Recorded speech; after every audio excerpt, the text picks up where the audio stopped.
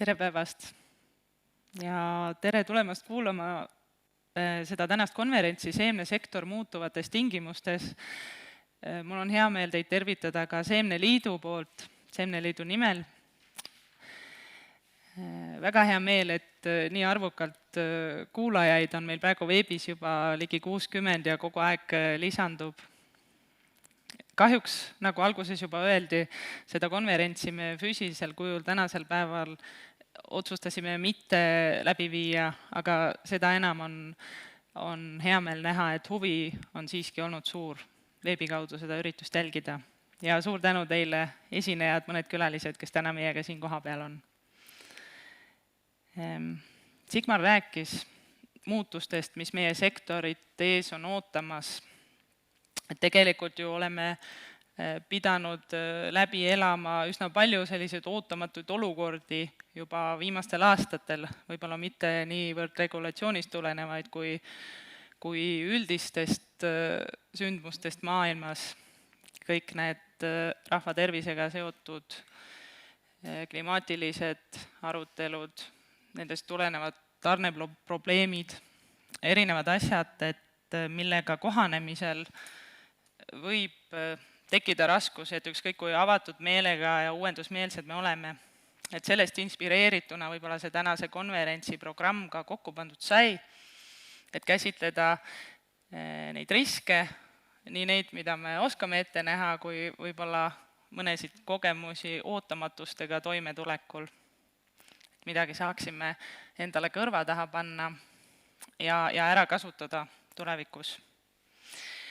Aga kõigepealt räägin ma teile tõesti selle 15-aastaseks saanud organisatsiooni loost veidi, selle algusest, kus me täna oleme, ja oma ettekande lõpupoole siis tõesti ka täpsemalt nendest muutustest, mis meil viimastel aastatel sertifitseeritud seemne tootmises Eestis toimunud on.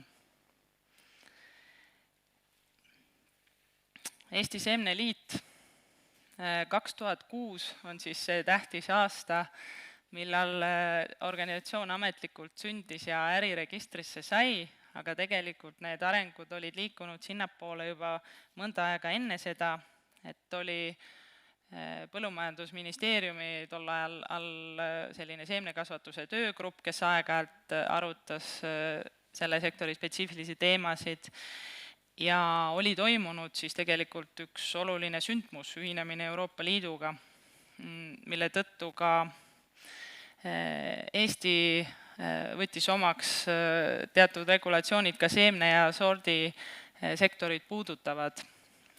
Sordi kaitsega seotud regulatsioon, mis oli kohustuslik ka Eestis rakendada, selle info läbitöötamisel jõuti selleni, et sektori osalistel, sordi esindajatel, ka aretuse esindajal, taimekasvatuse instituudil on küllalt ühiseid muresid, mida võiks käsitleda erialaliidu tasandil. Ja niimoodi tulidki aktiivsemad esindajad sektorist kokku, seemnekasvatajatest, sordi esindajatest, seemnefirmadest, ka eraisikutest, inimesed, kes tahtsid kaasa lüüa selle sektori edasisel arendamisel ja edendamisel. 14 aktiivset ettevõtjat, 12 nendest siis firmad ja 2 eraisikut, kes on ametlikult Seemneliidu asutajaliikmed. Märtsis 2006 sai sõlmitud asutamisleping, loodi põhikiri, mille loomisel ma saan aru, et on suured teened härra Vahurkukel, kes on meil täna ka siin külalisena kohal. Pandi need põhimõtted paika ja äriregistris registreerimine toimus siis peale jaanipäeva mõned päevad. Ja ma võin öelda, et tegelikult see põhikiri, mis tol ajal sai sõnadesse pandud, on suures osas sarnasel kujul meil liidus ka tänase päevani kehtiv. Ja mitte sellepärast, et meil ei ole olnud aega või tähelepanu sellega tegeleda, vaid sellepärast, et need samad põhimõtted on täiesti ajakohased ka täna. Need eesmärgid, need tegevused, mis seal sihiks võetud said, oleme muutnud väikseid nüansse, mis on tulenenud mingitest regulatsiooni muudatustest või töökorralduse muutusest, aga põhiasjad on jäänud samaks 15 aastat ja nendega läheme ka edasi. Natuke siis sõna otses mõttes ka pilt minevikku, see on umbes 2007, ma arvan, alguse poole, kui toimus liidu esimene arenguseminar, kus valiti selline visuaalne sümboolika ja arutati ka muid põhimõtteid. Ja see struktuur on siis selline, kõige tähtsam, kõige olulisem on liidu liikmete arvamus, mida nad väljendavad siis üldkoosolekul, nagu ikka mittetulundusühingute puhul, juhatus kuni 7-liikmeline ja tegevjuht siis, kes neid otsuseid igapäevatöös ellu viib ja korraldab. Tõin siin juhatuse tulbas näha ka kõige esimese Seemneliidu juhatuse liikmete nimekirja ja tänase siis, mis valiti selle aasta märtsis, igal 3 aasta tagant need valimised meil toimuvad. Nagu märkate, 2 inimest on jäänud ka esimesest juhatusest siia samma tänase päevani. Samal ajal on ka osaliselt märgata seda nii-öelda põlvkondade vahetust ja ühtlasi on siin esindajad nii seemnekasvatajate kui siis sordi esindajate hulgas, nii on alati olnud Seemneliidus ja need mõlemad valdkonnad on sama tähtsad, millega tegeleda. Ja liidu eesmärgid üldjoontes kajastuvad nendes 2 viimases tumedalt toodud lausetes: väärtustada sorti, väärtustada seemet ja toetada just Seemneliidu liikmete rolli sektoris. Eesti Seemneliidu liikmeteks tänasel päeval, ütleme, seemnekasvatajatest on võib-olla kuskil 55-60%. Meie liige on ka Kevili põllumeeste ühistu, kuhu kuulub lisaks seemnetootjaid, võib-olla läbi nende võiks öelda, et see osakaal on veel suurem, kes saavad Seemneliidu inforuumist oma jagu. Sordi esindajatest on enamik ettevõtteid Eesti Seemneliidu liikmed ja sellel platvormil nad siis koostööd teevad. Ja milliseid tegevusi täpsemalt? Laias laastus koondub see tegevuste, ütleme, nimistu võib-olla sellistesse gruppidesse, et ikkagi erialane valdkonnapõhine info kogumine, koondamine ja jagamine nendele, kellele seda vaja on.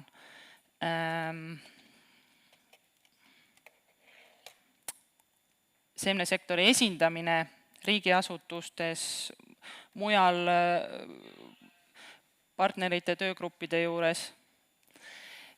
Väljapoole liidust info jagamine seemnete, sortide, seemnesektori kohta nii ja sellisel mahul ja sellisel kujul, nagu seda vaja on. Rahvusvaheline koostöö Eurosiitsi tasandil näiteks, mis on seemnesektori katusorganisatsioon Euroopas ja esindab meie muresid ja rõõme ka, kui neid on Euroopa Liidus, siis seal regulatiivsetel tasanditel ja samuti tuleb sealt väga palju infot seemnesektoris toimuvast just rahvusvahelisel tasandil. Osaleme seadusloomes aruteludes, nagu juba mainitud, et Eesti regulatsioonide väljatöötamisel alati proovime oma panuse anda sellesse, et need asjad sünniks nii, et nad on reaalselt läbiviidavad ja ka võiksid oma eesmärke täita. Ja mõned pildid veel, et Tšehhi õppereis Seemneliidu liikmetel 2010 aastast, siin esimesel pildil on näha esimestel aastatel aktiivsed eestvedajad Liirand ja Mati Koppel.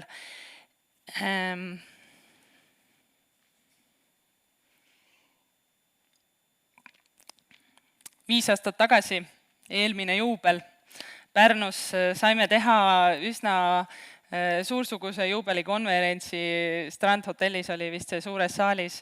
Täna oleme teiega kaamerate vahendusel suhtlemas, aga see info saab siiski edasi antud sellest hoolimata ja ma loodan, et ka osa emotsioonist. Ja 2017 kuni 19 vahemikus oli vist see, kui me tegime koostöös Põllumajandusametiga tol ajal infopäevade sarja üle Eesti ja sõna otseses mõttes me käisime peaaegu kõik maakonnad läbi kuni saarteni välja, et rääkida sertifitseeritud seemne tootmisest, anda nõu ka regulatsioonist, nendest juriidilistest aspektidest. Rahvusvahelise koostöö näidis kohtumine Läti seemneliiduga 2018 aastal, et kutsusime nad pisut hüppesse üle piiri, saime Vaide motellis kokku ja tegime sellise päris aktiivse arutelupäeva seal. Täna meil endal on 39 liiget arvuliselt, nendest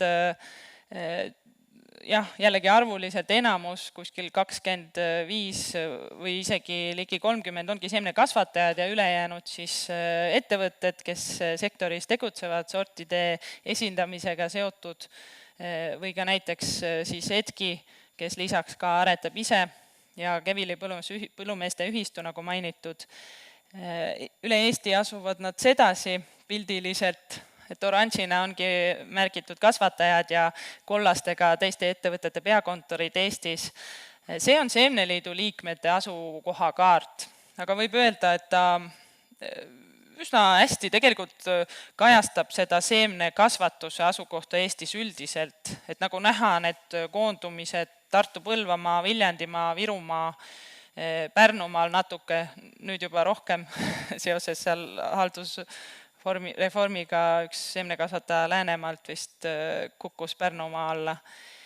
Saaremaal päris palju seemnekasvatust ja Hiiumaal, Läänemaal siis vähem, et oleme isegi seda proovinud parandada ja käinud ka Läänemaal koolitust tegemas, ka Hiiumaal rääkimas seemnekasvatusest, nii et kontaktid on meil põllumeestega olemas ja kui vähegi on huvi seemnekasvatuse vastu, et siis meie seda infot jagame ja seda me soovimegi teha, kasvatada seemnekasvatajate ringi Eestis, hoida nende teadmiste taset, jagada kõige uuemat informatsiooni uudsete ka liikide kohta, nii palju ka sordiaretuse kohta, kui on vaja meil teada, et see on ikkagi ka oluline.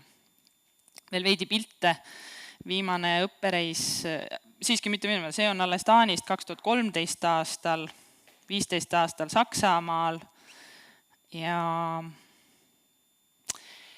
viimane õppereis oli 2019 aasta, et võib jääda mulje, et me kogu aeg reisime ringi, et tegelikult see nii ei ole, lihtsalt need reisid on üks koht, kus me tõesti füüsiliselt grupiti kokku saame ja seda grupipilti õnnestub teha ja kui samal ajal kui igapäevatöös me ju töötame eraldi ja suhtleme võib-olla teistmoodi rohkem telefoni, meili või muude vahendite teel, aga need reisid, need on Seemneliidul tõesti alati väga erialase sisuga, me proovime süveneda selle riigi just seemnesektori toimimise põhimõtetesse ja alati midagi kõrva taha panna, mida ka endale koju tuua ja järgi proovida. Ja see on ka õnnestunud, et tagasisidest võib aru saada, et need reisid on alati olnud hinnatud ka osalejate poolt. Ja nüüd siis selle teise osa juurde minu ettekandest, et mis siis on sertifitseeritud seemne tootmise hetkeseis, milline. Et me näeme, et tegelikult mahud, mida siis kajastavad need sinine ja punane joon erinevalt, natuke erineva nurga alt, on tegelikult järjepidevalt kasvanud. Et 2006 seal kandis toimunud langus oli just siis, kui jõustus see uus selline sertifitseerimise süsteem Eestis, tulid need riigilõivud ja kogu see korraldus nagu muutus ja see nagu mõjus hetkeks niimoodi vähendavalt sellele seemne tootmisele, aga siis on ta järjepidevalt tõusnud ja need kõikumised juba, mis siin on mõnedel aastatel on konkreetselt olnud seotud selle aasta tingimustega, ilmaga, et kas oli liiga kuiv või vahepeal mingid märjad perioodid, et mille tõttu see saak jäi väiksemaks. Märkate seda, et tegelikult seemnekasvatuseks kasutatud pind on jäänud üsna stabiilsele tasemele kõigi nende aastate jooksul ja kasvanud on just kogused. See tähendab, et on kasvanud saagid ja miks siis see võib nii olla, et ikkagi meie seemnekasvatajate professionaalsus, paremad sordid, kogu see agrotehnika ja nende meetodid, et on aidanud seda saavutada. Ja kui küsida, et kas nüüd on see tipp siis käes, et pinnad on stabiilsed, et kas see on siis Eesti võimekus, et siis seemnekasvatuse poole pealt kindlasti on vastus ei, aga see vastab täpselt sellele tänasele nõudlusele. Et kui olete kursis sertifitseeritud seemne kasutamisega Eestis selle osakaaluga, et siis te võite arvata, et see ei moodusta enamiku osa põllumajanduses kasutatud seemnest. Et kui tõuseb see nõudlus, see sertifitseeritud seemne kasutamine, siis kindlasti on Eesti seemnekasvatusel potentsiaali ka seda täita suuremal määral.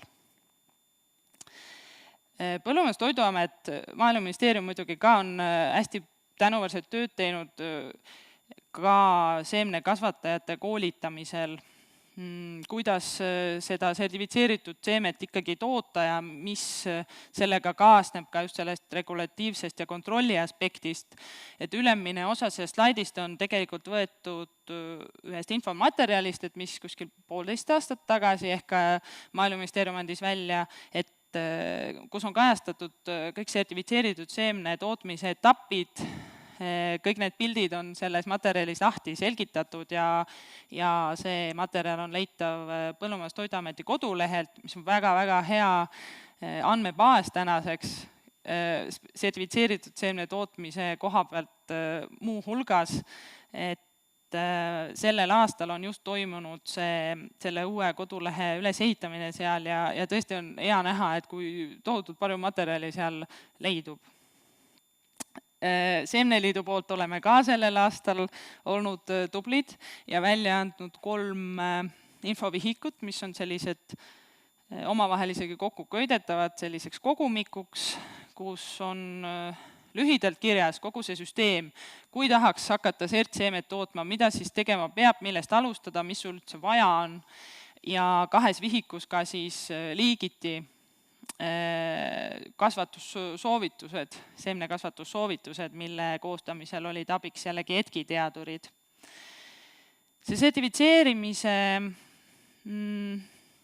trepp sisaldab üsna palju astmeid. Ma ei hakka neid kõiki täna lahti seletama, aga kõigi nende kohta on info olemas nii Seemneliidu kodulehel kui seal samas eelnevalt viidatud Põllumajandus-Toiduameti lehel. See on päris pikk tegevuste jada, mis tuleb läbida, et ikkagi toota seda head kvaliteetset seemet. Ja sellega seoses ma jõuangi nüüd nende muutuste juurde, mis toimusid sertifitseeritud seemnete sertifitseerimise süsteemis mõne aasta jooksul. Sigmar ka lühidalt mainis, et 3 väga olulist tegevust sellest repist põldtunnustamine, proovivõtmine ja laboratooriumis seemnete analüüsimine, siis nende tegevuste tegemine võimaldati ka väljaspool siis Põllumajandus-Toiduametit. Varasemalt toimus ainult nende ametnike või siis selliste lepinguliselt volitatud isikute kaudu. Olid ka mõned muud muudatused, mis sektorid puudutasid, seda ma tänases ettekandes ei käsitle, aga tõusid sertifitseerimisega seotud riigilõivud, täpsustati sordikaitsesätteid, et need on tegelikult olulised muudatused, aga täna võtsin ette just need sertifitseerimist puudutavad. Ja põldtunnustamise puhul siis supereliit ja eliitkategooriast madalamaid kategooriaid on nüüd võimalik tunnustada tegevusloaga ettevõtjal, kes võib olla täiesti erasektorist, ta võib olla seemnekasvataja ise või võib olla keegi, kes tahab teha sellist teenust seemnekasvatajatele ja selleks ta peab siis taotlema Põllumajandus-Toiduametist vastava tegevusloa ja siis täitma siis selleks tingimused, läbima koolituse, tegema eksami, õppima kõiki neid taimi tundma, mida on plaanis tunnustama hakata, et peab ka välja valima ja märkima siis ära, et milliseid taimeliike tema tunnustama tahab hakata, et siis on võimalik ka koolituse ajal juba nende liikide nüanssidele tähelepanu pöörata rohkem. Ja see päris nii ei ole, et saad selle loa ja siis võibki igavesti tunnustada vajadusel.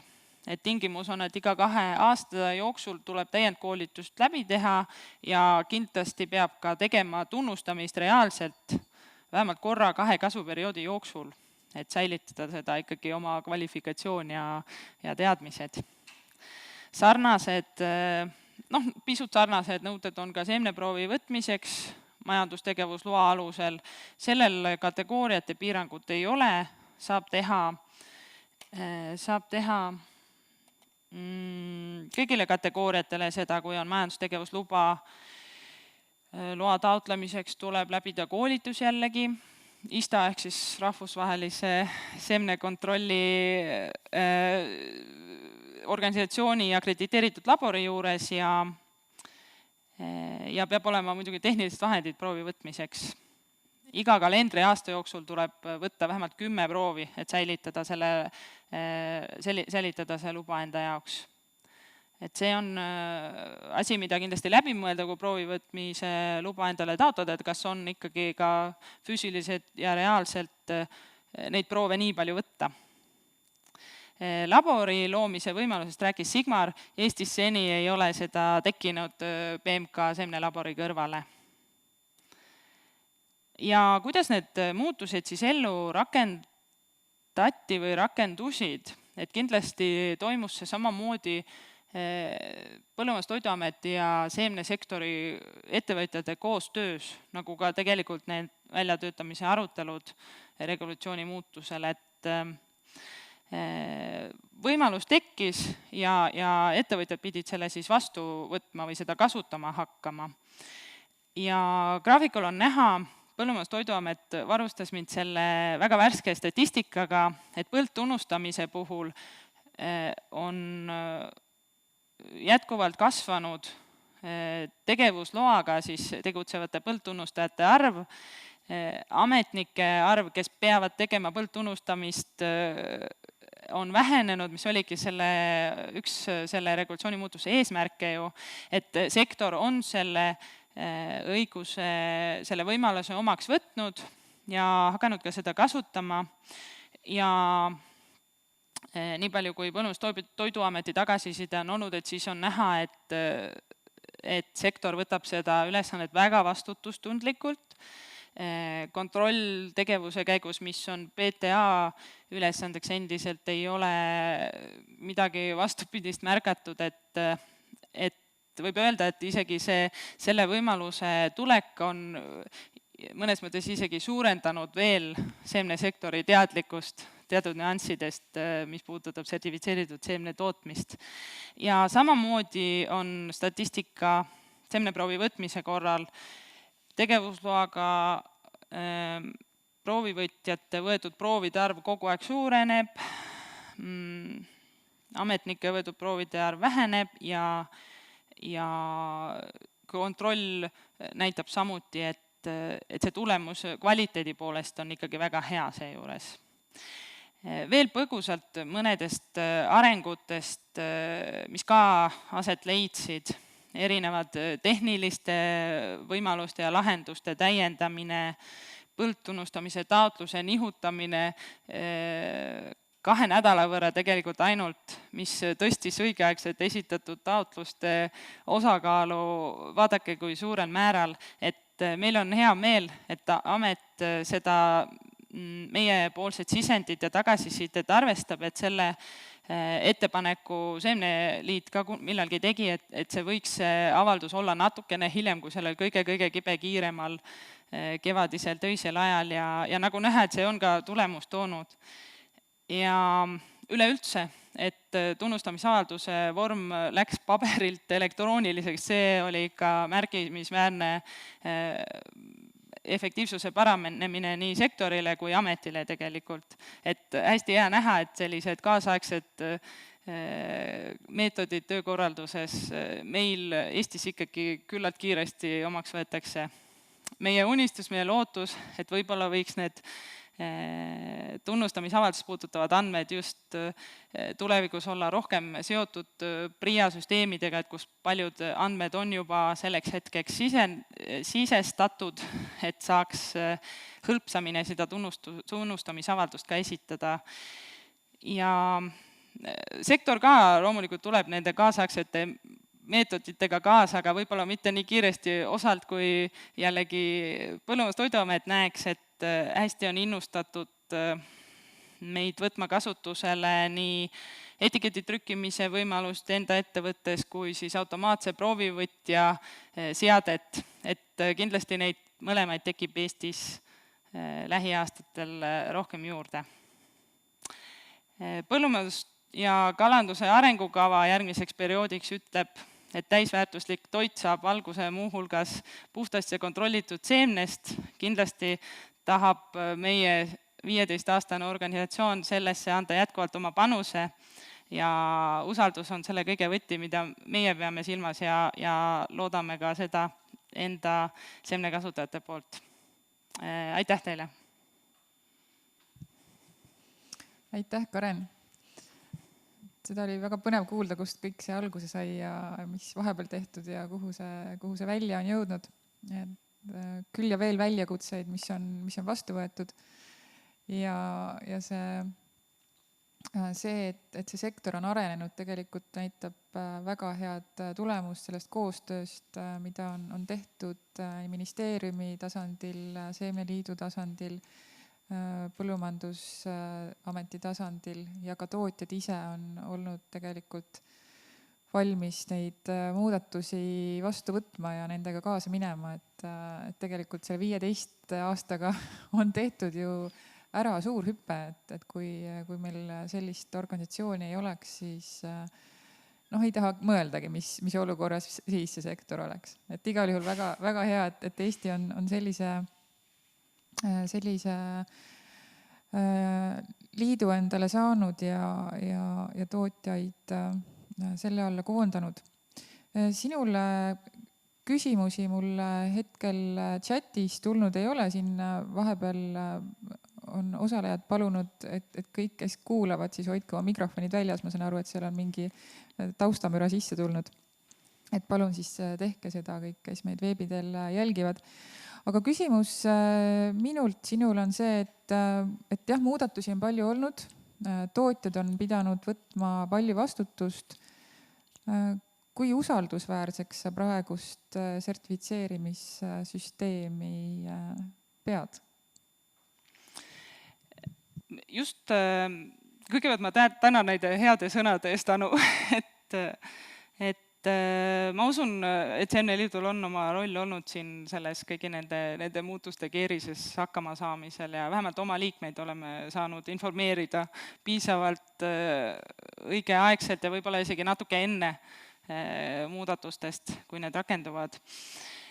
Mina julgen pidada seda süsteemi usaldusväärseks, et eks enne seda, kui see kõik jõustus, olid kõigil omad kõhklused, et võib-olla ametil rohkem kui meil, teades oma valmisolekut, tegelikult me olime valmis nende tegevuste tegemiseks, et lihtsalt oli vaja selgeks saada, et kuidas, millised nõuded, mis ajad ja sellised tingimused, eks ju.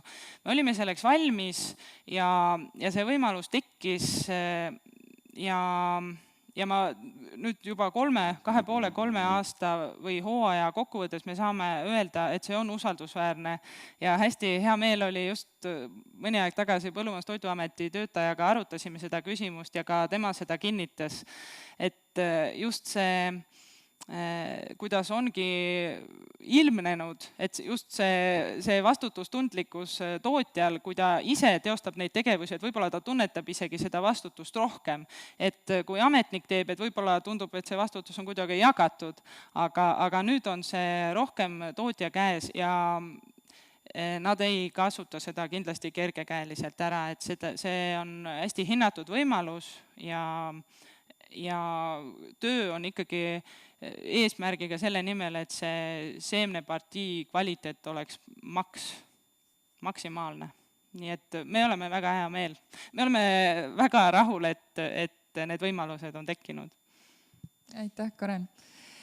Ja väga hea on kuulda, et see süsteem ka tootjate endi poolt usaldusväärne on, et kui nemad ei usuks sellesse, siis ei saaks keegi teine uskuda. Ja kõik, et ka tegelikult see suur töö, mis teadlaste poolt tehtud saab läbi nende tootjate ju toodud põldudele, katmikaladele, kasvuhoonetesse, et see on tegelikult väga vastutusrikas töö, mis seal vahepeal ära tehakse. Aga jah, kohe tagasi, see on väga hea kommentaar, mida sa tõid, et sordiaretusest me räägime Eestis vähe, sest see tegevus on ju väiksemahuline Eestis, aga siiski Seemneliit sellest räägib just sellepärast, et teadvustada selle olulisust tegelikult seda number 1 sammu kogu selle seemnesektori juures, et nii on. Ja veel kord aitäh sulle, Karen!